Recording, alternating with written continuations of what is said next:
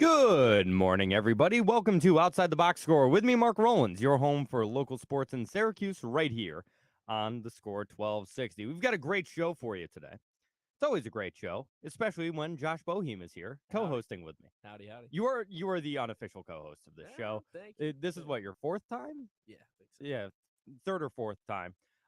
So we've got Josh back in the fold, and we've also got coming up at 11:30, very special guest, the head coach of LeMoyne baseball, Scott Cassidy, former big leaguer, pitched for my Boston Red Sox for a singular game. Am I going to ask him about that? Yes. Of course. Did he get absolutely shelled in that game?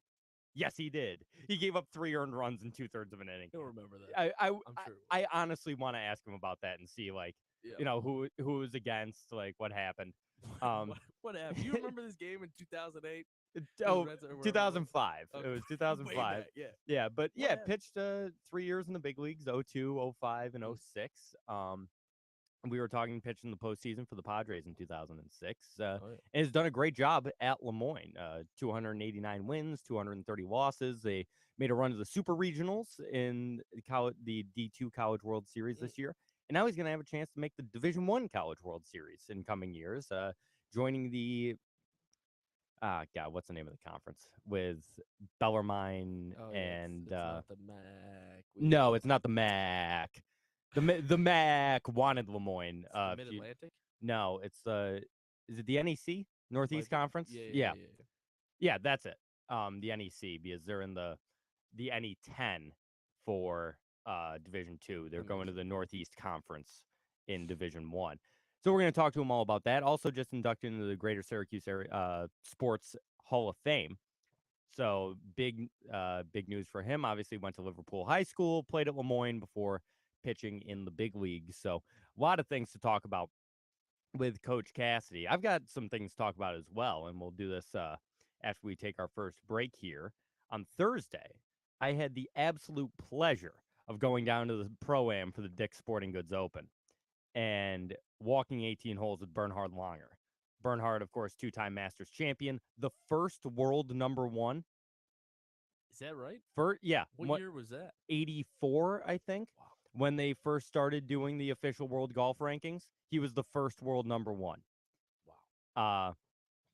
44 wins on the senior tour, on the Champions Tour, tied for the most all time with Hale Irwin. Hale Irwin. Hale Irwin. Oh, Hale. I believe he's second all time in European Tour wins. Guy's just... He's done it all. He's done it all. And I was able to walk 18 holes with him, talk to him for 5 hours. It was unbelievable. Seriously, one of the coolest days of my life. And I got some quotes from him. We're going to talk about all that. We're going to talk about the Dick's Sporting Goods Open down in Endicott, New York, the lovely Enjoy Golf Course.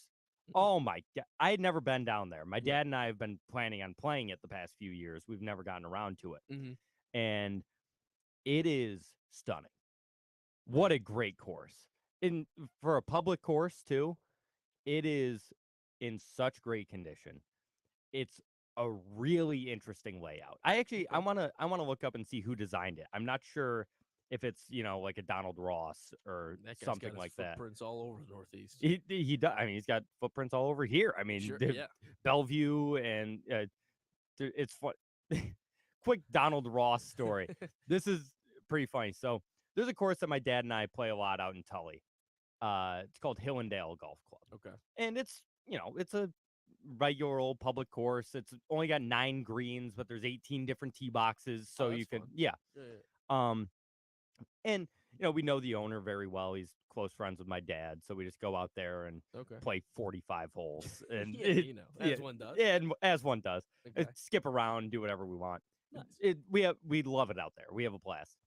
And the rumor always was that it's actually a Donald J. Ross course.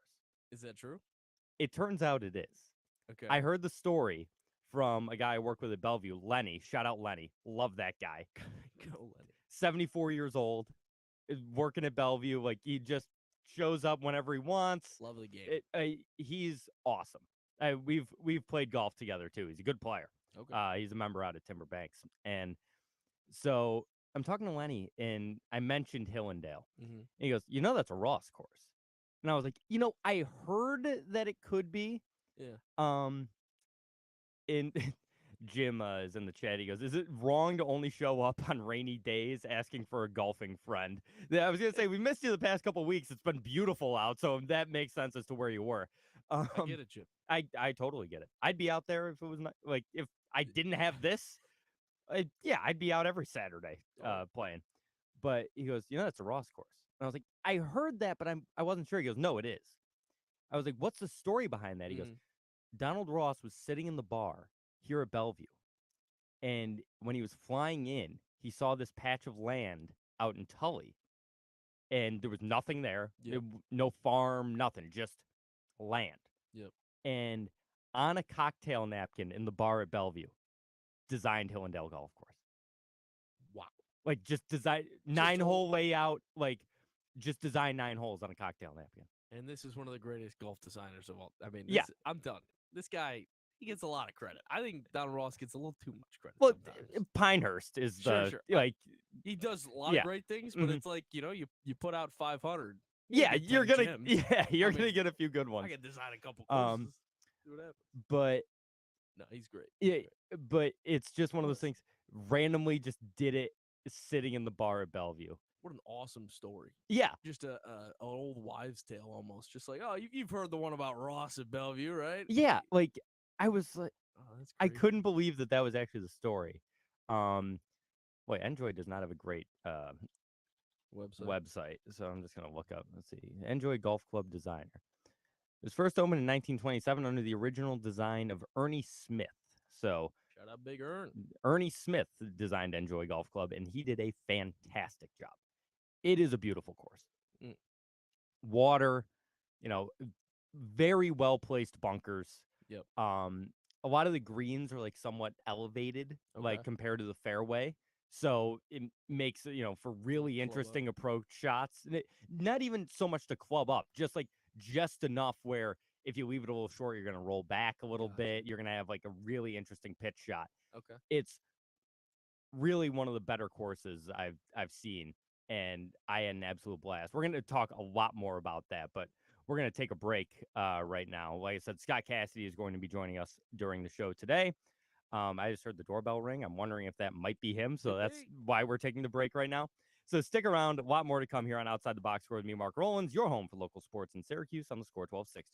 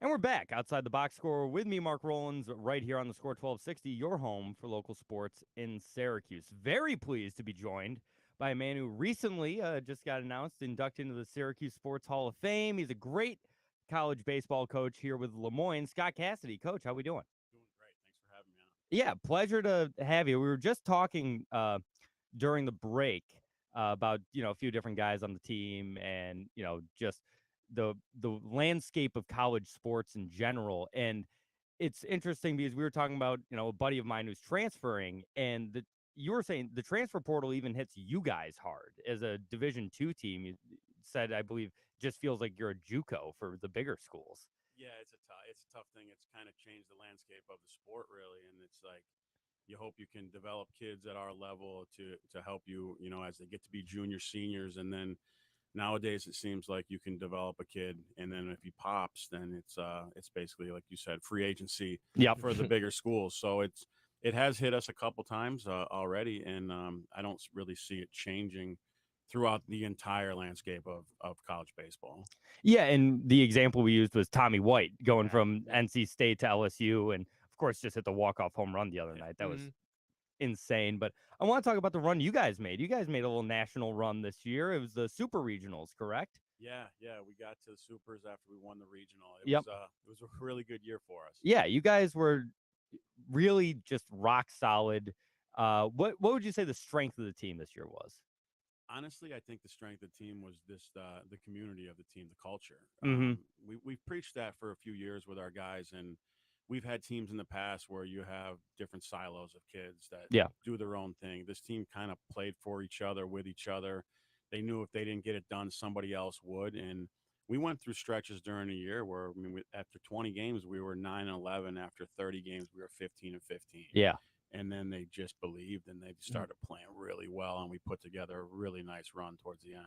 Yeah, I remember at the start of the year, like seeing you guys around that 9-11 mark through 20 games, and I was like, that's it's odd to see you guys below 500. You've had so much success there, and you've built a really, really good program there, and obviously it's been a really good program for a long time. I mean, it was great when you were there. It's been great for many years with all the great talent that's come out of there, but you've done such a good job continuing that.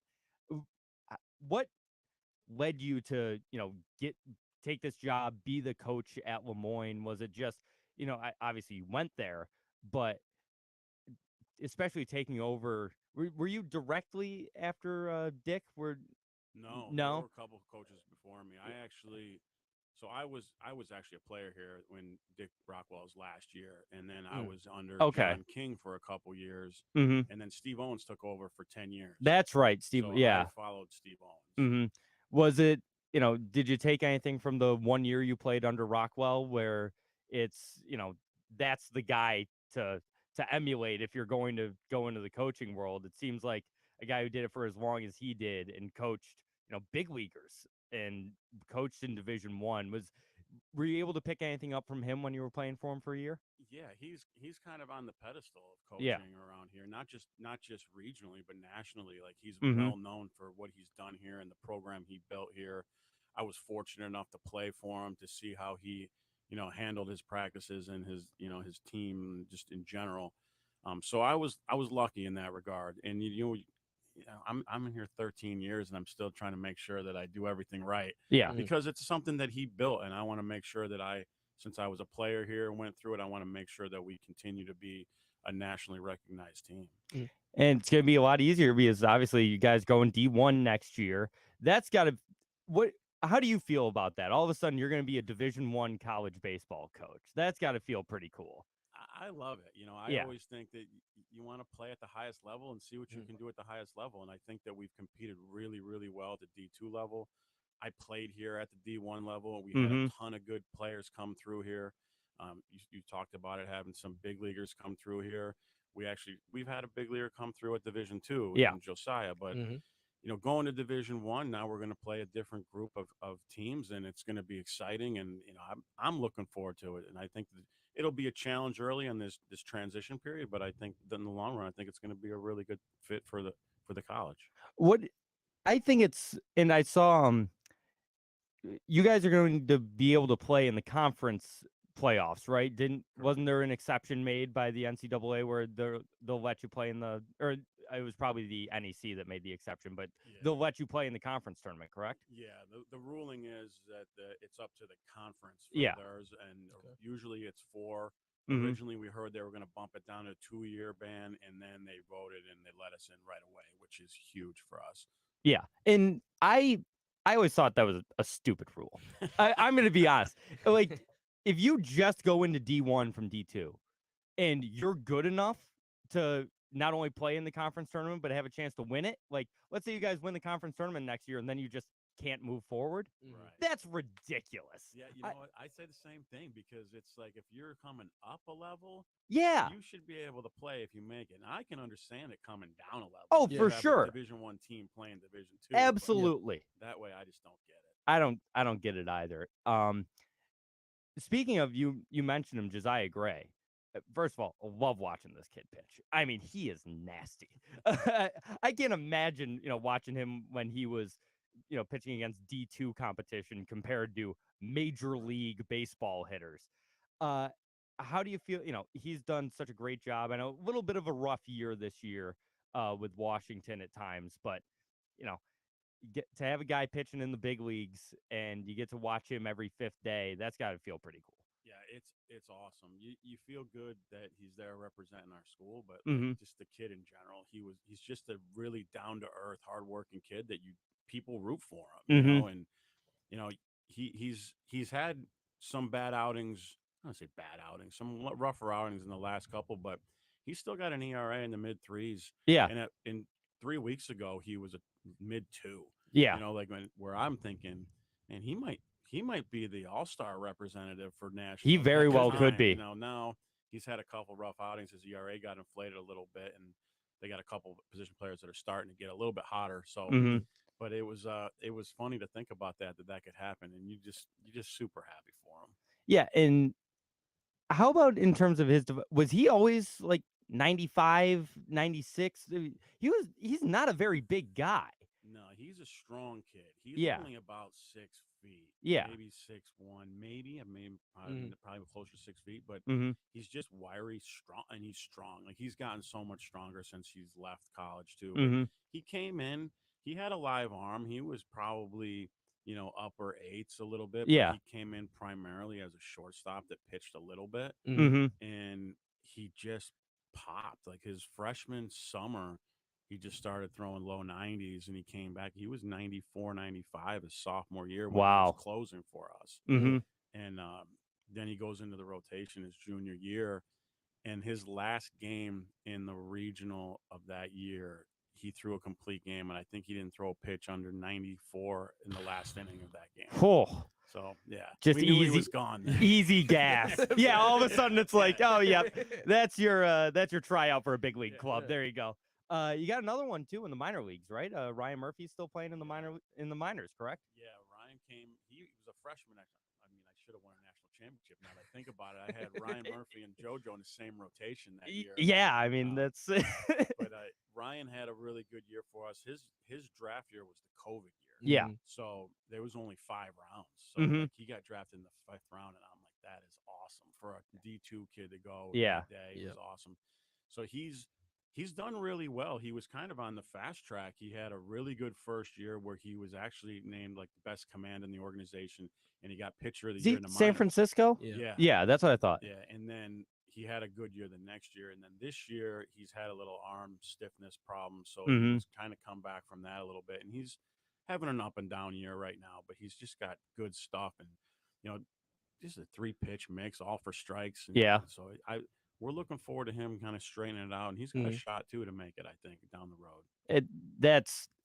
You must feel like a proud dad. That's really got to be the feeling. You know what it is? It's funny you say that because I'll watch almost every JoJo start. Yeah. I get so anxious, and I got anxiety through the roof on every pitch. Like, all right, come on, baby. And then if he gives up a home run, I'm like, oh my God. It's just like watching your kids play. Yeah. Are you one to call pitches for the catchers? I do not. That good. Surprisingly, I do not. I love that. I always say let catchers call their own game. Yeah, I think it's part of the development process, and I think that if you're going to play at the next level, they don't call the pitches from the bench.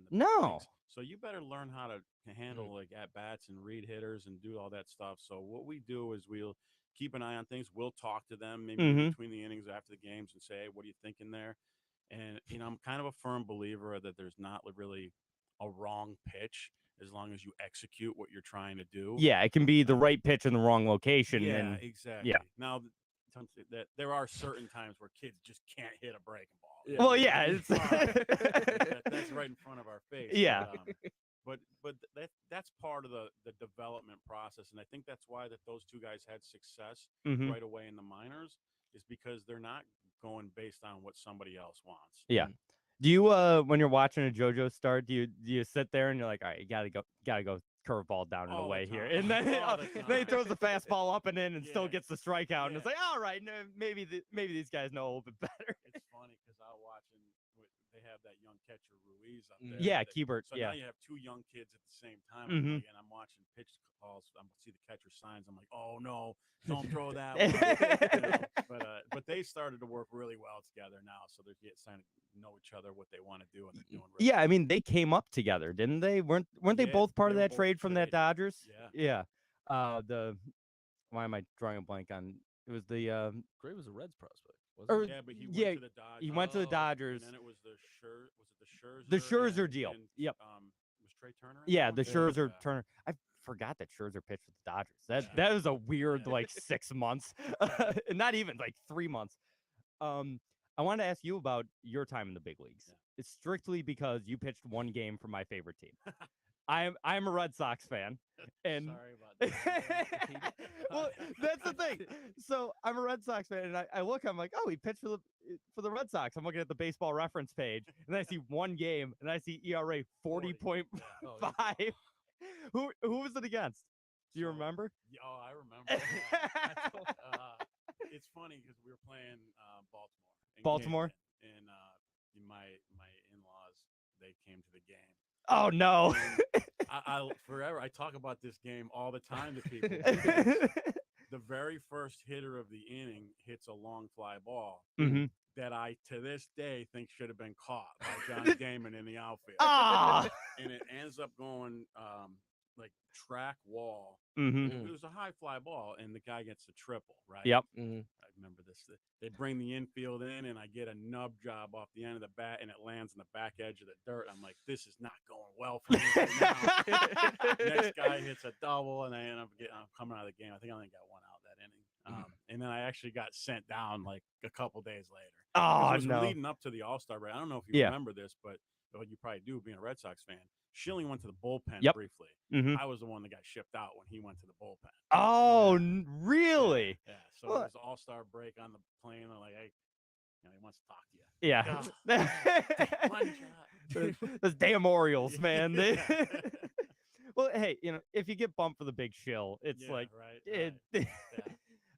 You did have a hell of a year in 06 for the Padres, though. That must have felt pretty good. Yeah, that was a good run. I had a lot. I was comfortable over there. I got called up in September in 05, where I could kind of get my feet wet with the guys, and I got in 10 games in September that year. Yeah, and we actually ended up winning the National League West that year. And then I made the team out of spring the next year, and it's funny. That was a rough year too in the beginning. The very first batter I faced in that year was a home run. Do you remember who it was? I want to say Garrett Atkins from Colorado. Oh, yeah. And the next guy hits a swinging bunt for a base hit.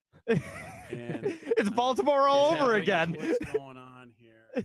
But at the beginning of that year, I make the opening day roster, and I don't get in the game, and I got sent down after the game. And I'm like, I haven't even had a chance to screw up. You know what I mean? And I get sent down, and then a couple days later, I go down. I'm down in Portland, Oregon, getting ready for AAA opening day. Yeah. In the morning of their opening day, they say, "Hey, you're going back up. Get back on a plane." I went 2 opening days, haven't played in either. Going back to the big leagues. And that was when the first batter hit the home run. I'm like, I'm gonna go down again tomorrow. But book the plane ticket. Come on, here we go. Give me the scouting report on Scott Cassidy, the pitcher. What were we working with here? So there's there's two different eras I think you have to talk about. Like when I was a starter coming up in the minors, Mm-hmm. I was a command guy. Yep. So I was like an 88, 92, hitting corners, good slider, Yeah. occasional change. But I struck a ton of guys out in the minor leagues coming up just because of my command. I saw you yeah. did well with the Padres that year too. Yeah. I saw the K per nine was over 10. Yeah, and when I got to the big leagues, I was putting the pen, and I kind of started throwing a little bit harder. Yeah. But my command wasn't as tight, so Mhm. I had some walks. And my first year in the big leagues with Toronto, I mean, I gave up the long ball quite a bit. Yeah. So my command wasn't as great in the big leagues, and I think it was more because I knew in the minors I could throw certain pitches and get them out. Yeah. Where I knew in the big leagues, if I threw that same pitch, I ain't getting that ball back. So I was a little bit more trying to be a little too fine. But I was probably a 90 to 90. I touched 95 in my career, but maybe a few times. But I lived 90, 92. Just try to hit the corners and make people get themselves out. And you're still a pretty you're still a fairly young man. What do you think you can get it up to on the gun these days? Oh, nothing. Nothing. I'll try to get on the mound here and there. In college, I don't get on the mound anymore, but I'll try to throw harder from like closer distance on the BP platform. And my arm is just hanging when I'm done. I don't even know if I could break 80 right now. Oh man, it's okay. I never broke 80. I would top out at 68. Like that was the. I played baseball for 15 years. I threw 68 miles an hour. Hey, still have the lowest ERA in baseball history. And I pitched once on varsity baseball, 2 1/3 shutout innings. So that was it. They couldn't touch the 64. You don't have to tell people how many innings. Hey, I had a 0 in high school. Listen, my two claims to fame are 0 ERA, and the one hit I got on varsity baseball was off a guy that went D1. Nice. What ended up going to Binghamton, Luke DeZatos out of CNS. He was throwing like 91. He was And then I actually played with Jeff Belge in high school. Oh, did you? Yeah, Nice. Jeff and I were teammates, and he's in the Tampa organization now. He's doing really well. Yeah, he's filthy. Yeah. I faced him once in live BP. First pitch, he throws 97 at my chin. Just to, You're like, I'm done. Yeah, Thanks for coming in. just to mess with me. And that's three straight back foot sliders. They never had a chance. Never had a chance. Do you have anything? Go ahead, Jeff. Do you have anything for Coach? Yeah, I had a question. I saw you talked about culture earlier for your team. It's a big important aspect of your coaching style. You had 3 different teams have the all all GPA. You have a lot of smart kids on your team. Is that something you preach to your guys? Yeah, it's something that we try to look for before they even get on campus, because you just don't want that headache during the year. You don't want to wonder if a kid's going to be eligible, if a kid's going to class. So you try to recruit the kids that are good students. So and LeMoyne College is a good school academically. It is. So like you're really not getting the poor academic kids anyway. But that's one of the things. Like you're not allowed to miss class. You go to class. If we have a game, you can miss it. You don't miss class for practices or anything like that. And we've been fortunate enough to have really good student athletes. And then when the freshmen come in, they see how they carry themselves and what GPAs they're pulling, and they don't want to let the team down. And then they do it, and it's just a constant cycle. Yeah, it's certainly an important part. Like you said, you just don't want the headache. Well, at the end of the day, and in reality, we all talk about sports, but how many of these kids are going to go play professional baseball? You know, it's a very, very small percentage of kids. So really, you're going there to get your education. So you want to make sure that they're doing the right things. Sure. Yeah, absolutely. Recently inducted into the Syracuse Sports Hall of Fame. That's got to feel awesome. I mean, what a class you went in with too. Yeah, it's kind of humbling. It's one thing you get into your high school Hall of Fames or your college Hall of Fames, but when you do one that's engulfed in the community, and not just the one school, one this, it's pretty special. I'm pretty pumped about it. It'll be a good evening when it comes up, and I'm pretty happy about it. When is the ceremony? October 30th. October 30th. Yeah. So everyone out there, be on the lookout. It is a really cool event, and like I said, really awesome class this year too. When I was reading the names, I was like, holy cow! I mean, it was, I believe, the name is escaping me, the first African American like gymnastics star out of Syracuse. Like really, really influential people. and you're certainly one of them. Coach, I want to thank you so much for coming on. An absolute blast. We'll have to do this again sometime. Quickly, just outlook for next season. What are the expectations? You got, a lot of guys coming back. What do you think? What are you thinking for next season? Yeah, we got a lot of our guys are back, and a lot of our guys have a lot of experience. So we're going to be a lot of seniors, juniors. So I like our squad coming back. We're going to be playing at the Division I level in the NEC, so it's going to be a little bit different. I mean, what I'm looking for is to compete every game. Yeah. Are we going to win the tournament? I don't know. I mean, maybe if we get rolling, but we're still trying to add a few pieces, for next year through the transfer portal right now. And, if we can add a couple pieces that we need and balance our team out, I think we got a good team to go in there and compete right away. Yeah, you're confident that you're going to be able to really hang in with these D1 guys?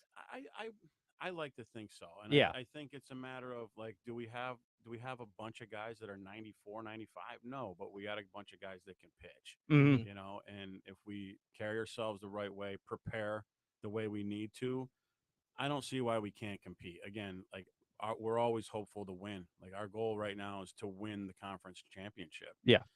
But at the end of the day, the first year in Division I, we want to compete. And we want to compete at the highest level we can. That's all you can ask for when you're going up. So, Right.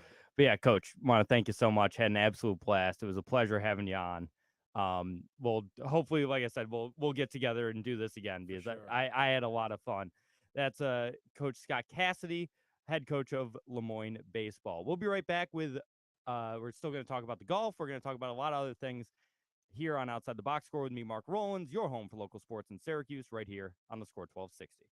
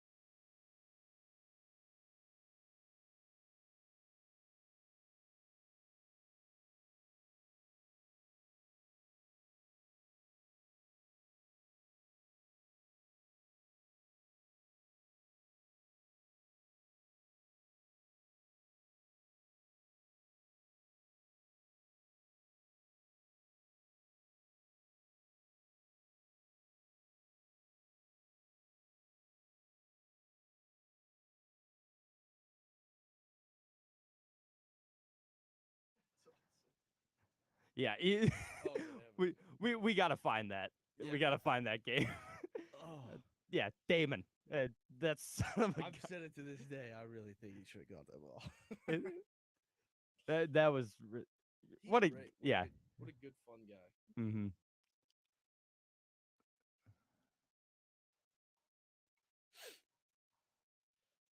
God, I gotta get out and see a game. I'm rooting for LeMoyne. I mean, you won me over. Oh yeah. I don't root for anybody in baseball. I'll root for them. I gotta watch them sometime. I've been meaning to get out and watch them for like 2 years. I want to see my buddy Jed pitch. I never got around to seeing him pitch. How far away is it from MQ? It's like 20 minutes? Yeah, it's like 15 minutes from my house. Oh, okay. I was gonna say it's close enough. Yeah. Yeah, I mean it's in Syracuse. It's just like it's like closer to the north side, I think. Oh, okay. Yeah, it's right by Nottingham High School. Where is Bernhard? Bernard, where are you? Bernard, I'm looking for you. I told you I'd find you, Bernard. Oh yeah, he is tied for 19th. Oh, look at that, BJ Singh. Oh yeah, the big V. The Big Fijian. That's his nickname. The Big Fijian. Oh yeah, Retief Goosen, Hall of Famer. Not really. The plumber's in second? Yeah, Miguel. I met him. I'm going to talk about Miguel. I was talking to him a little bit on Thursday. Fun. He is awesome. Do you have a cigar? No, I asked him though. I was like, need a light? Yeah. Like, Miguel, when's the cigar coming out? He's like, soon. Yeah, Ernie Ellis, Padrig, Darren Clark. They play like the normal. Do they play in the tips? Yeah. Oh shit. Are those guys sponsored by Titleist? Is that what yeah, those are Titleist players. Gotcha. At least for ball. Okay. Yeah, so we're gonna talk about that when we come back. Awesome.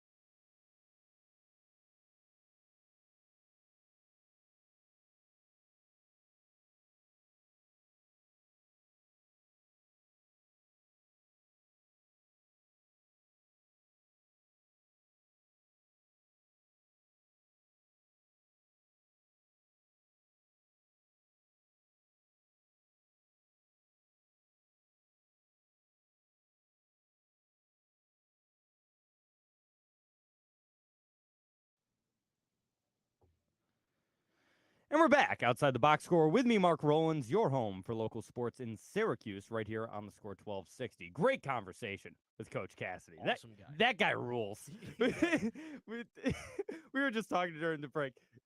We haven't seen it. Damon should have caught that ball. Yeah, I want to look it up and then DM him later and be like, Coach, you were right. I met you earlier. He should have got that. He should have got that ball. Damon, not the world's best defensive center fielder. I was just looking at the leaderboard for the Dick's Sporting Goods Open. My guy Bernhard Langer was just tied for 19th. Now he's gone. Oh, now he's tied for 11th. Birdie for Bernhard. Big birdie. Yeah, he's 6 under. The leaders, 3 of them: Kevin Sutherland, Miguel Angel Jimenez, the plumber, and the Big Easy Ernie Els, all tied at 9 under. I was talking to Miguel a little bit on the putting green on Thursday, and Ernie. But the people that just on the putting green: Bernhard Langer, Ernie Els, Miguel Angel Jimenez, David Duval, like just names on names. Yeah, Y.E. Yang, just all the guys on the putting green before the Pro-Am on Thursday. And I was talking to some of them, and I talked to Miguel a little bit. And first thing I asked him, I was like, all right, Miguel, when's the cigar coming out? And he just looks at me. He like lowered his sunglasses. He looks at me and goes, soon. But it was really interesting just getting their thoughts on this course. And like I said earlier, I was talking about, I think it's an absolutely beautiful course. Yeah. And all of them so complimentary of the course and the event. I mean, this used to be the BC Open, which was a regular tour event. So these guys all played it probably. Yeah. When it was, Bernhard's been playing here for years. We were talking about John Daly, who's at the bottom of the leaderboard. He's 11 over. It's moving day. He's coming. There's no cuts. He's coming. That's right. But he loves this event. They have a big concert on Friday every year. Like last night, Kenny Chesney played. The Jazz? The Jazz. No shoes radio? Yeah. On Sirius like that? Wow. But yeah, Kenny Chesney just played on the 18th hole yesterday. Wow. Okay. They do that every year. Daly usually gets up and plays Knocking on Heaven's Door. I've seen so many videos of John Daly playing guitar and singing, and it's only Knocking on Heaven's Door. I think he only knows the one song. This John, is part. You're not that bad. You learn like I only know one. This is part of why I love John Daly so much. It's just the stuff like that. I wish he wasn't around yesterday or on Thursday. He played on Wednesday. It was a 2-day Pro-Am. Okay. They split half the field up on Wednesday and Thursday, and then they split those halves in half for an 8:30 shotgun and a 1 o'clock shotgun. Okay. So a quarter of the field played at a time. Yep. But they were all super complimentary on the course and the event, and just like talking to Bernhard, he said he's played here 11 times. On the senior tour. He's played. I don't think he played, or he did say he played it, used to play in it when it was the BC Open as well. Okay.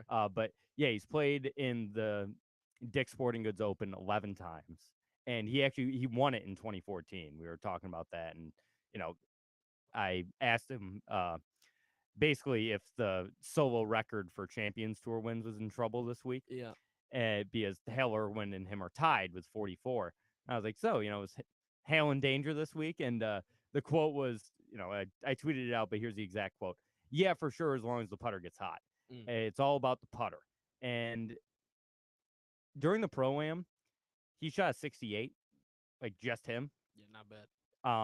Easiest 68 you'll ever see. Oh my, effortless Smooth. 68. It's tough watching the seniors play like that because then you're like, what am I doing wrong? Well, this guy, they don't swing half as hard. They're just money. I sent you guys the video. I couldn't post it of Ernie Els hitting his opening tee shot.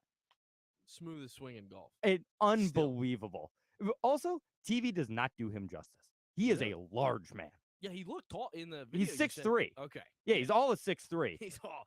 He's a big man. He is they call him the Big Easy for a reason. Yeah. He is a very large man. But and really nice guy too. I didn't talk to him much, but I talked to him a little bit. So you got the accent. Yes. Yeah, he's got a little bit of nice. Of an accent. It's not too bad. I was say, it's got to be. Yeah. Same with Bernhard. Like okay.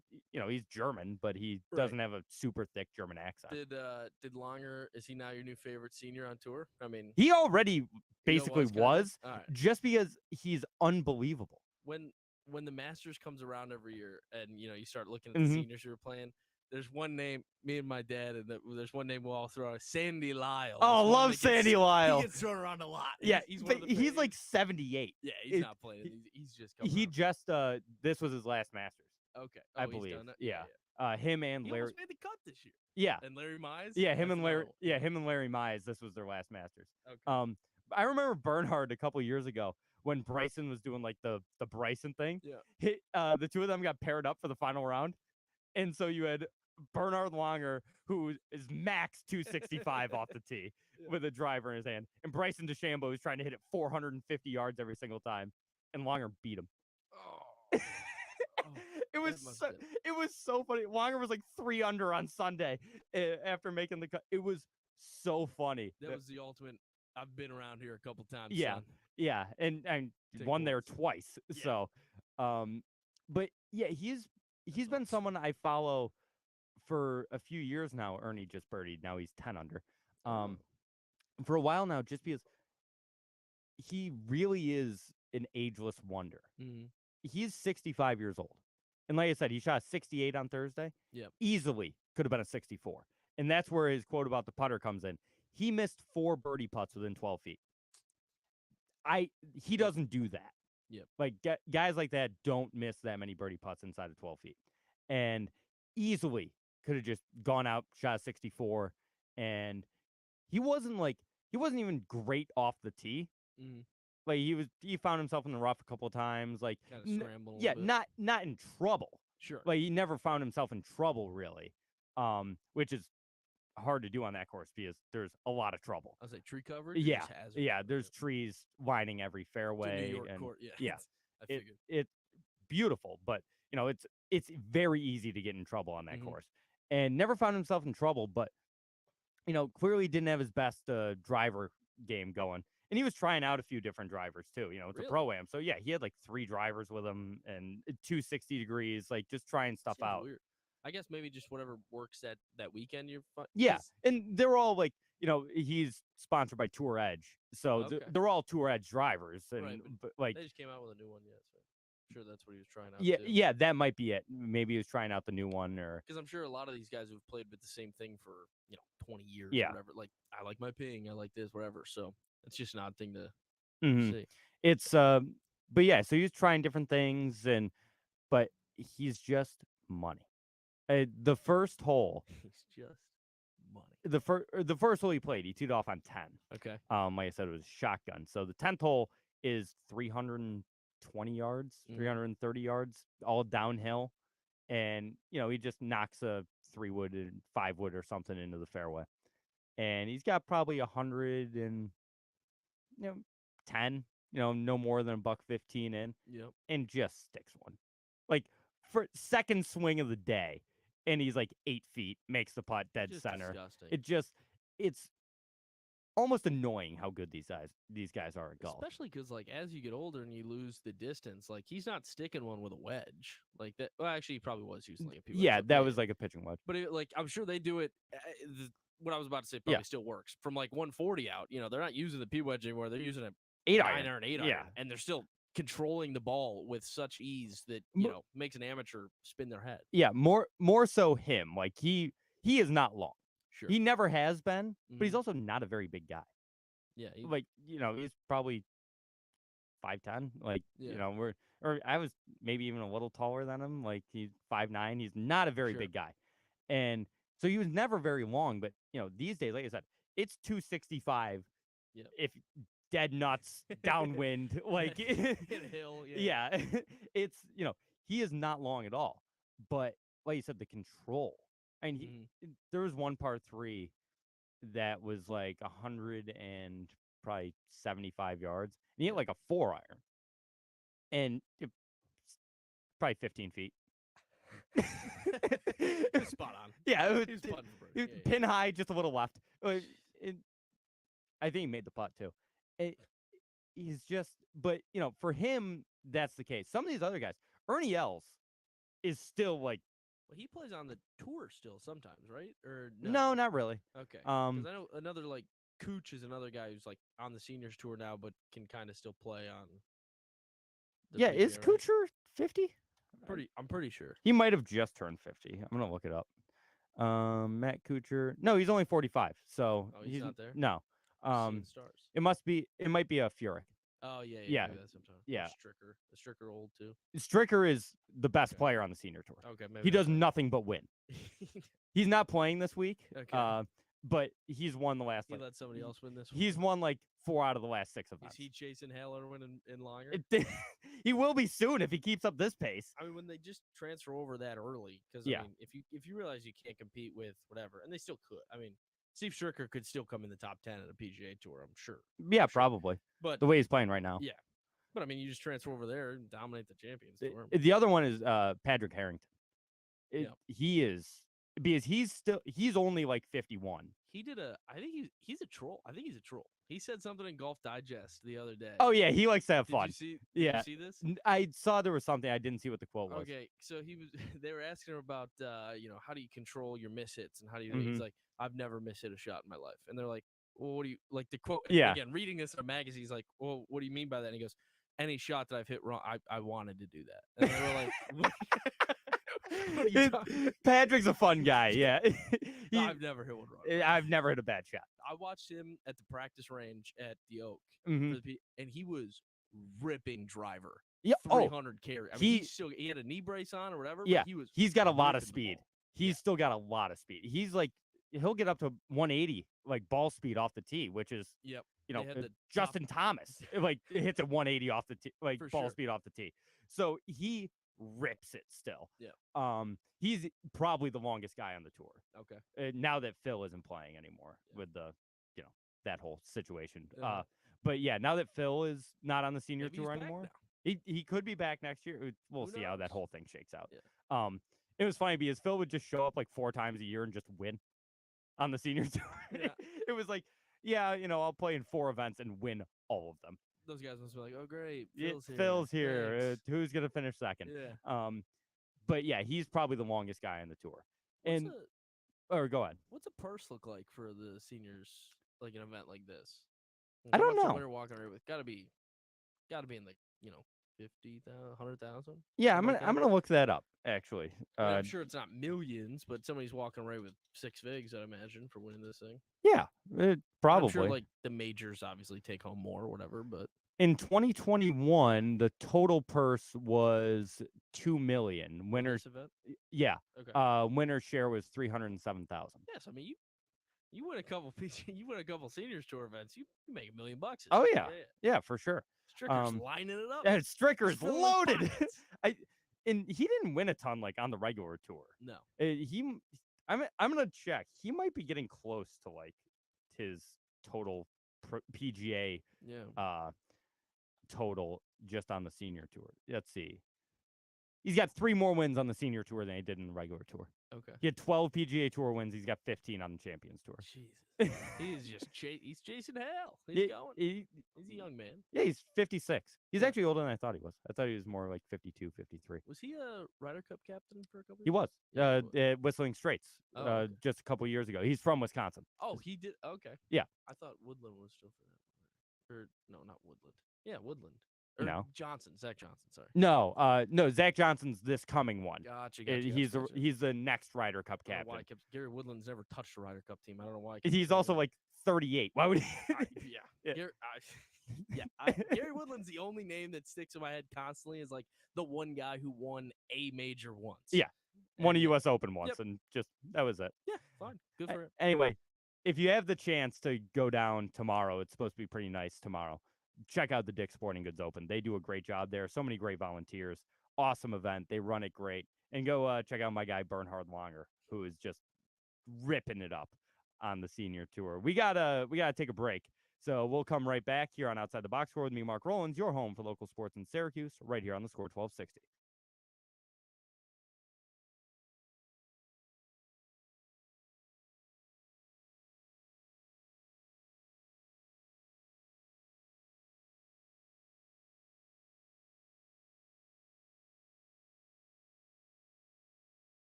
We still got a minute for the.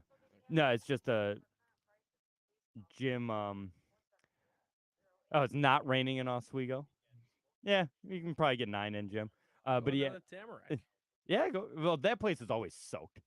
You know who we just brought up? Sean McKeel, the 03 PGA winner at the Oak. Yeah, that's another great one. Yeah, that's another great one. But he goes, how popular does the senior tour become when Tiger joins? Unbelievably popular. Everyone's going to watch the senior tour. Oh, yeah. Do you think Tiger would do it? I mean, he's such a competitor. No, he's going to. He said he's going to. Yeah. I was going to say, because like, he is such a competitive guy, but I don't know that he even get up for that type of Yeah, he said he's going to, because he can take a cart. He doesn't have to walk. Do they all cart? Or you can. You don't have, like. No, I'm saying, like, when you're, like, yesterday at the thing, are they all carting around? No, not everyone. No. Yeah, and then he could play with his buddy Freddie. That'd be nice. Yeah. Yeah, he didn't make.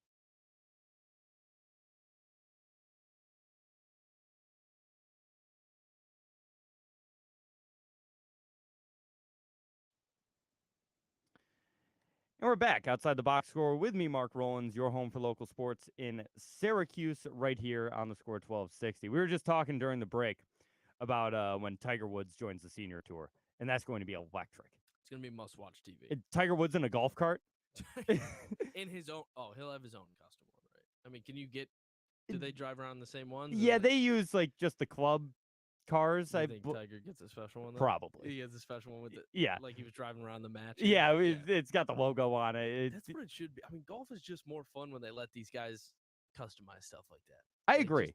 It's a player sport. I'm indifferent sometimes when we talk team sports about, athletes and players being more than the team, whatever.